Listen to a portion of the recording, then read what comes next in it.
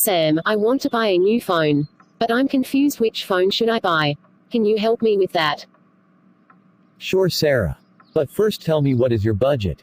Well, I'm planning to spend around $700 on a phone. Are there any good phones around that price range? Of course, Sarah, there are many compelling options in that price range. Like the recently launched phones, Google Pixel 5 and Samsung Galaxy S20 Fan Edition cost $700. But their spec sheet varies. So you have to choose with what matters to you. But Sam, I don't know much about these devices. Can you help me please? Of course, Sarah, I can tell you in detail what these phones are like, then you have to decide the right phone for you. Okay. Are these two phones of same size or not? No, Sarah, Pixel 5 is a bit smaller than Galaxy S20 Fan Edition. S20 FE is 6.5 inches taller while the Pixel 5 is only 6 inches taller. For me both sizes are good. I mean I can handle a 6-inch or 6.5-inch phone. Sure you can. It's not even a major difference. Oh, so where is the leap? In the processors. What do you mean processors? I mean S20 FE comes with flagship Snapdragon 865 chipset while Pixel 5 settled only at Snapdragon 765G. Though in real life there won't be much difference under normal usage. But you may observe some hiccups on intensive gaming. I get it. But I use camera a lot. What about that?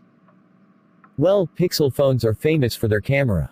Especially the photos. Pixel 5 have 12.2 megapixel main sensor with 16 megapixel ultrawide. While the S20 Fan Edition comes with 3 rear cameras, 12 megapixel main sensor with 12 megapixel ultrawide. And a 8 megapixel telephoto lens capable of 3 times optical zoom and 30 times digital zoom with Samsung Space Zoom feature. Google's new phone is able to use night sight in portrait mode for taking portrait shots even in low light conditions. S20 Fan Edition comes with a 32 megapixel selfie cam.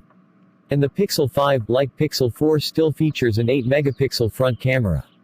This might not look good on spec sheet, but Google's software makes it a better camera to use.